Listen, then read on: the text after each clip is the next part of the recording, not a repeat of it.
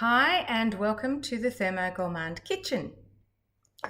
Now, as promised, I am going to be making bread today and showing you all my tips and tricks about bread making. One of the most important things I need to stress to you about bread making is that it takes time. It's not active time, but you need to allow that time for 2 rises. You can get away with 1, but your bread won't be as nice. And of course then the baking as well.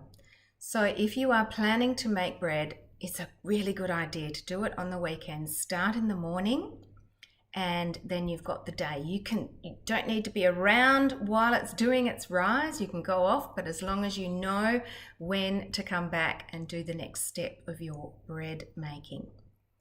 Okay, there are ways to get around that. You can do either one of the rises in the fridge overnight. If you're doing the second rise in the tin and you're expecting to have bread for breakfast, well, you probably need to get up at 5 o'clock because it'll take at least an hour to get back to room temperature. And then of course there's the 40-minute baking time. So perhaps for lunch. All right, now rising. This is probably one of the most important areas that people get lost when they're bread making. Rising takes time. Now I'm very lucky I have the morning sun coming through onto my bench, so I use the bench top in the morning, winter and summer. It's beautiful, I love it. That's why it's probably a little bit dark. The video is a bit dark because I've got the light here but nothing behind, nothing in front of me. So I'm sorry that the video is a little bit dark. But besides that, okay, rising. There are ways and ways, various ways to rise your bread. One of the ways is to boil some water in the microwave, take the water out and then pop your bread dough in there to do its rise.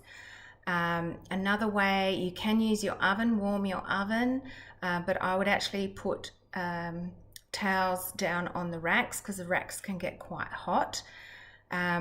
So you could warm your oven to 50, turn it off, then pop your bread in on towels on the racks, not straight on the rack. Another way is to use your Varoma. Put it on fermentation mode in the TM6, turn it to 60 degrees and let it rise, let your dough, I wouldn't probably put the bread in its tin in there, it probably wouldn't fit. But if you wrap your dough in the Thermomat, then you can pop it in the Varoma and rise it in there for probably an hour. It's all a matter of experimentation. Everybody's house is a little bit different as far as temperature goes. So don't give up, just give it that time. Right, let's start. First of all, I have added my everyday basic loaf to my created recipes. It's a great thing about the TM6, we've got created recipes. So I'm going to my hamburger menu because I've added it to my week. Here we go, my week. And it's coming up, and created recipes do behave a little bit differently on your TM6, not like the cookie dough recipes, but they're still just as good. Start cooking. Okay, 320 grams of water, 2 teaspoons of dried yeast and a teaspoon of sugar. Now I have a slightly higher ratio of water to flour. Why is it doing that? Is something sitting? Yes, the lid is sitting on the right. Let's go back. Thank you. Okay, now we're back to 0. Sometimes it'll say -1, but don't worry about that. 320 grams of water, which is a slightly higher ratio than normal loaves. I often got 340.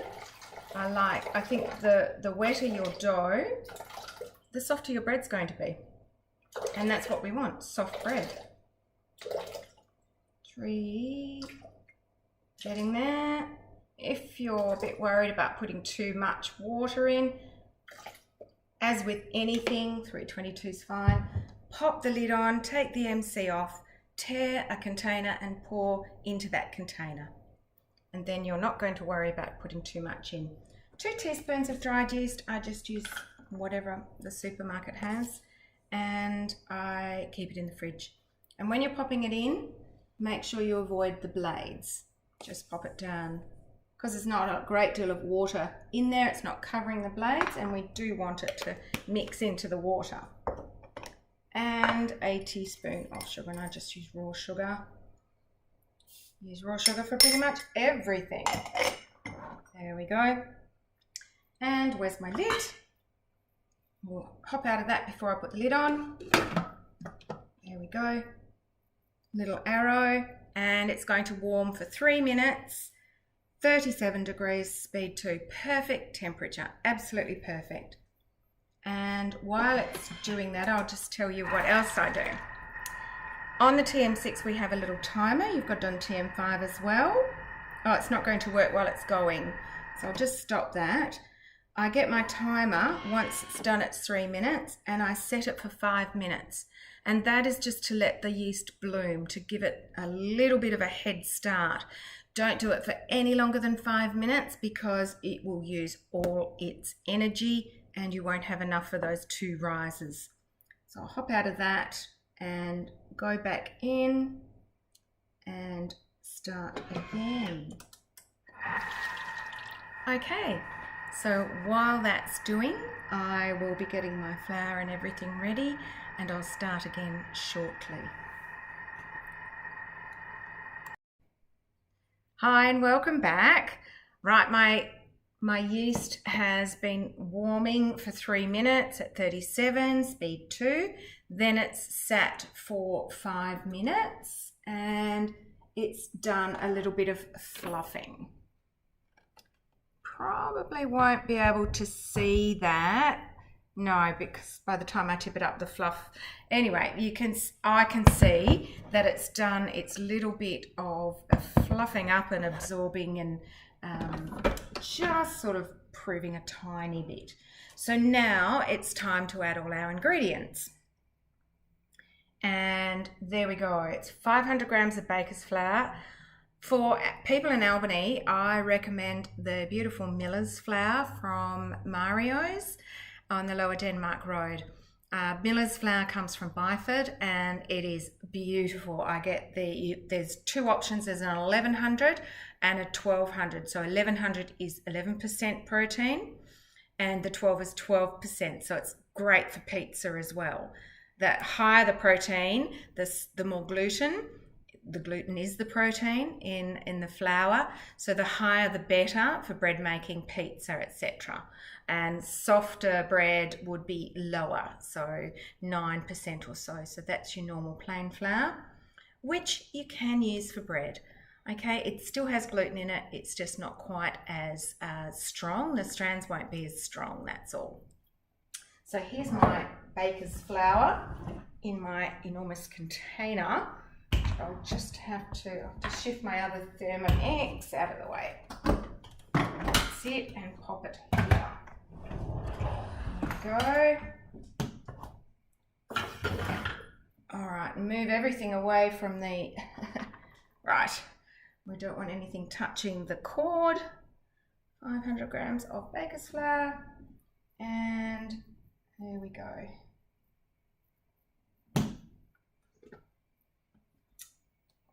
And this makes a large loaf, only 500 grams of flour. I've noticed other recipes have up to 700 grams of flour for the large loaf that you get at the mix shop. Not necessary. You just need to do a good rise, 2 rises. You don't have to do 2 rises, but it's going to give you a much nicer loaf. And if you're going to all the trouble of making your own bread, you want to do it the right way. So 500 grams of flour, and salt's next. 1.5 teaspoons. You can put up to 2 teaspoons. Salt is important. It does help the gluten, believe it or not. It actually strengthens the gluten strands. Oh, I put 2 in. Oh well, that's okay. And we've got bread improver. Now, I also get that from Mario's for those Albany people. Sorry, I forgot to tell you, if you're not in Albany, Wallaby brand is the one I choose from the supermarket. It is the most consistent. This is bread improver. Bread improver is simply, it's just sort of, might have a little bit of an emulsifier in it, but it's enzymes that help the gluten again and help keep your bread nice and fresh and soft. 2 teaspoons of bread improver, and that you can find that on the supermarket shelf as well. I think Wallaby have a bread improver, and if you're using bread improver, it is necessary to use oil, and I use oil even if I don't use bread improver. So 20 grams of olive oil. And there we go. Yep, 20. And I add seeds to my bread. I really like the extra seeds in it. 50 grams. What I've got in here is, I'll put the actual recipe up under the video, but it's even amount of pepitas, sunflower seeds, hemp seeds. Yep, I think they're the 3 seeds. You could put sesame in as well if you like. And I use lupin flakes, even amount of lupin flakes as well, which you can sometimes find in the health food section in your supermarket. It just adds extra protein, that's all. And I use half the amount of chia seeds because I don't like as many chia seeds as the other seeds. So if you're doing tablespoons, it'll be 2 tablespoons of all the seeds and the lupin flakes and 1 of chia. And I just store it in a jar, and I use these. I label, because I make so many different things, mixes, spice mixes, curry mixes, all sorts of things. I use one of these Dymo labelers to label my jars. Makes life easier. Okay, so 50 grams of seeds, so we need to tear again.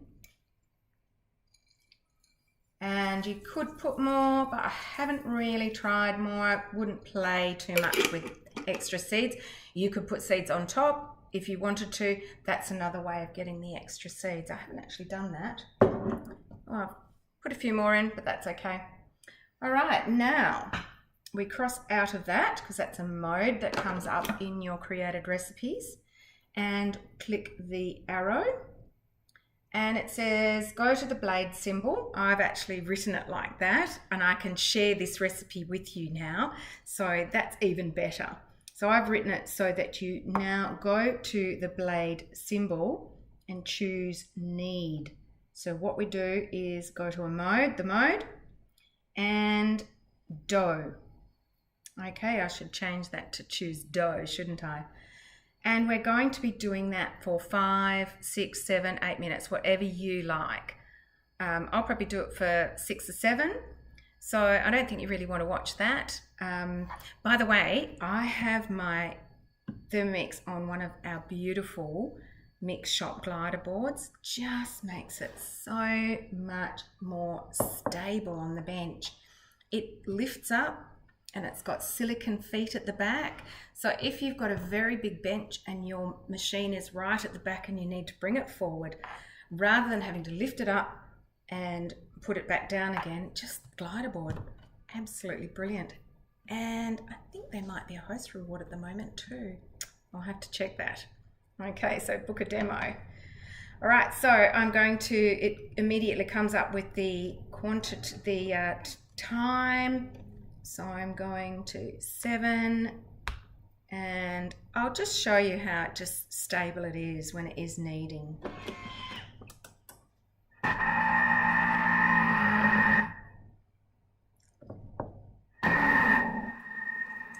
The Thermomix is moving a bit, but it's not wobbling about on the bench, which is great. So I'll let that do its kneading. And it does chop up the seeds a little bit, which is what I like. And then we'll go on to the next bit afterwards. Okay. Hi, I just thought I'd pop on quickly to show you how the glider board is working beautifully. Right, the dough is all mixed together now and it's doing its kneading. See how it is wobbling? So rather than it wobbling on your bench and upsetting your feet, it will stay quite stable. It's not going to move around on your bench.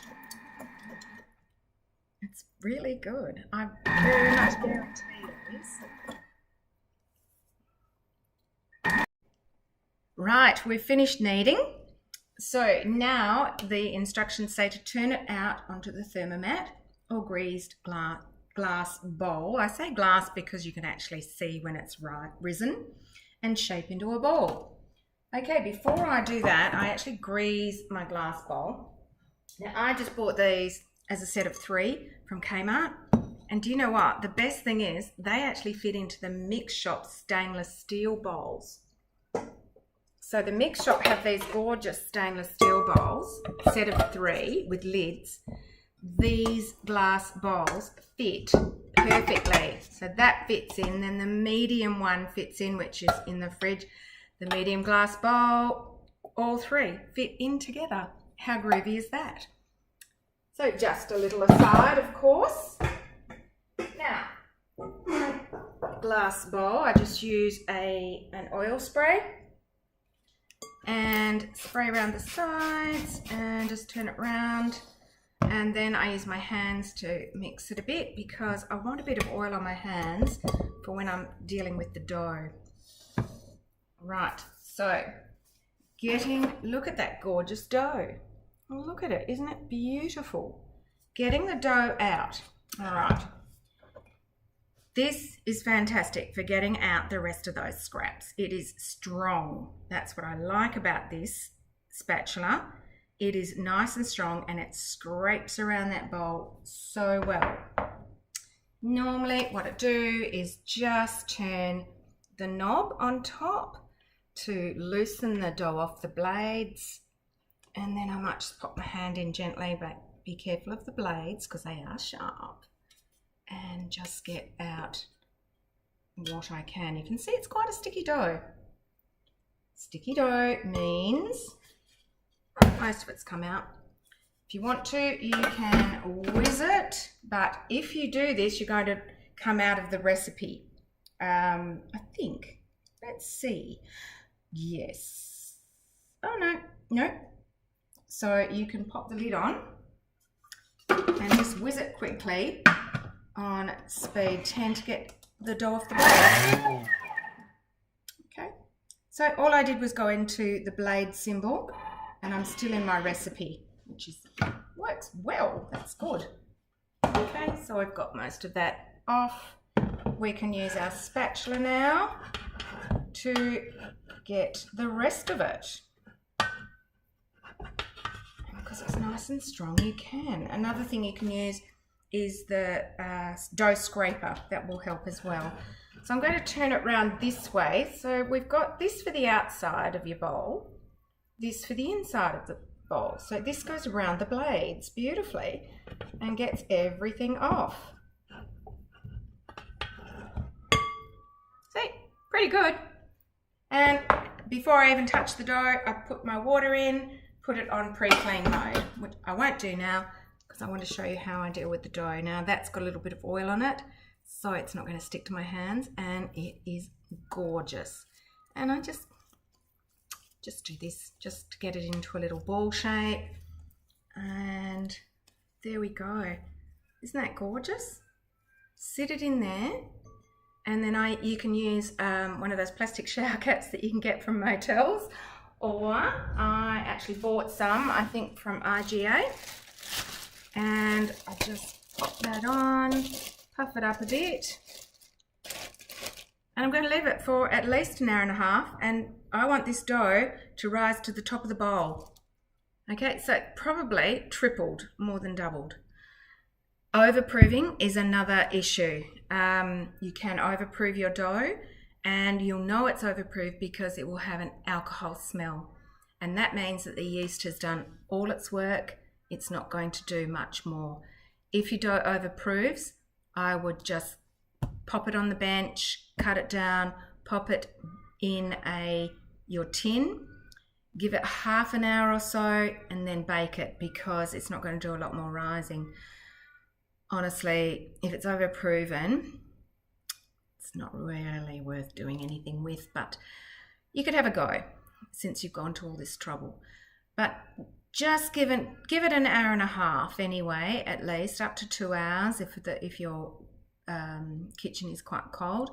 Another spot I just thought of, which I've done before, is if you've got a heat lamp in your bathroom, pop it in the bathroom on a stool, so the heat lamp is getting to the dough and giving it that rise. All right, I'll be back to do the rest of the shaping part after my dough has risen. Right, my dough has risen beautifully in the glass bowl, right to the top, and it is just fabulous. So now what I'm going to do is pop a little bit of flour on the board, not a lot, and just sprinkle, and I'll pop this down so you can see what I'm doing. Okay, that's probably a little bit too much, generous there. I'll tip my dough out. And it is gorgeous and soft. Now I'm not going to change, this is the wet part of the dough, if you like. Underneath is the part that the flour is touching, and you keep putting flour underneath the dough to make sure that it doesn't stick to the bench. What I'm doing now is I'm just moving it out to a rectangle shape, and this is how you get the dough to behave. If you find the dough is shrinking back very quickly, that means it's not ready. It needs more proving. This dough is behaving beautifully, and I move it to a rectangle the size or the length of my tin, which is the jumbo tin from the mix shop. It's got a beautiful coating on the inside, so I actually never wash it. It doesn't need it. It pops straight out. It doesn't need oiling or anything. It's brilliant. I'll put the size up underneath the video later. So right around about that size. Yep. Okay. Make sure it's not sticking. Not sticking. No. Good. Now what I do is I take the top of my dough and I roll it and I press. Roll and press. Roll, press, and if there's excess flour, just wipe it off. Roll and press, keeping that length, just checking the length. Yep, beautiful. Okay, so you've got this gorgeous cylinder of dough with a lovely, lovely tight top. And this is very important if you're not using a tin, to get that real good tension on top of the loaf, so it's not going to spread out, it's going to go up. I tend not to do free loaves like that on a tray. I prefer to do it in the tin. Right, so gently picking it up and popping it into the tin. Okay, and now it does its second rise, and it will rise right to the top of this tin. I'll just talk to you properly. When it rises to the top of this tin, that's when I put my oven on, and I put it on 200, and I boil the kettle, and I have a tray underneath the rack that this is going on, and because it does rise so high, it goes on the bottom of shelf of the oven. So underneath that is a tray, a dish, stainless steel, whatever, and I put boiling water in that, and the steam helps the bread rise. Okay, it helps the carbon dioxide expand, and it helps the bread rise, and you'll notice a real difference with doing steam. And I also, after I put the bread in, I spray it with water as well, as soon as I put it in, and then again after 5 minutes if I think about it. So yes, this is just going to sit for another hour and a half to do its rise again.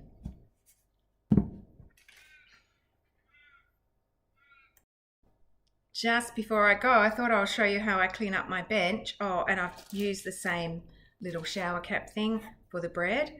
I have the Mix Shop scraper. Now, this is brilliant. When you're cutting dough for bread rolls and things like that, it's fabulous. If you need to scrape dough up off the bench because it's stuck, this is what you use. It's got a very, very fine beveled edge and I love it. This is how I clean up my bench. Even if there's bits of dough stuck, of course, if you've got a very delicate bench top, you may not want to scrape it with stainless steel, but this is just basic Laminex and it copes very well with it. So scrape it all up onto there and into the bin. Just thought I'd show you that quick little tip. My bread is ready to go in the oven. It's risen to the top of the tin.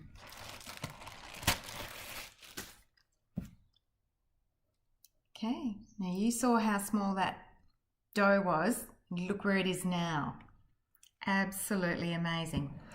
So I turn my oven on to 200, take the top shelf out because it's going on the bottom one, and I pop a dish in the base of the oven. And this is how I prepare my loaf. I just get a little bit of flour, just turn that down there like that, and I sprinkle it on top. Or you could just use a brush and put some water on and put some more seeds on if you like. But I like the sort of the rustic look of the flour on top. And I also use a lame, okay, which is basically a razor blade stuck in a tube thing. Yeah. Okay, you can buy these online, Amazon or eBay, anywhere. Lame, lame. And it comes with extra blades as well.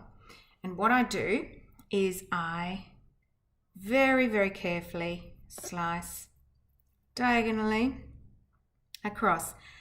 This just opens up the top of the loaf and allows it to expand a little bit more. Okay, so you can see how it's already opening out a little bit. You could do patterns on top if you like, but I just like to keep it fairly simple. Be very careful, very gentle when you're doing this because you don't want to deflate the loaf. And I'm just going to do a bit the other side, just join these up very gently. If you have a super sharp knife, you might be able to use that as well, but it's just as easier to use a lame knife. So this is going in the oven as soon as it is hot enough. I probably should have turned it on about 10 minutes ago, but I've been busy doing other things, and that's the great thing about bread. What have I done? I've folded up the washing, I've cleaned the shower recess, made the bed, done some dishes, made some salad dressing, a few other things, bit of gardening, all while my bread's been rising. So it's time, but it's not active time. So that'll be going in the oven for 40 minutes. As I said, I'll be spraying it. I'll be putting boiling water in the dish in the base, and I only put it in for 35 minutes. Then I take it out of the tin. I don't actually pull it out. I just sort of tip it out so it's sideways and leave it on the rack so that the sides of the bread also go a little bit darker. Not absolutely necessary. It's just something I've been doing for the last few loaves. So yeah, I'll show you what it looks like when I take it out of the oven.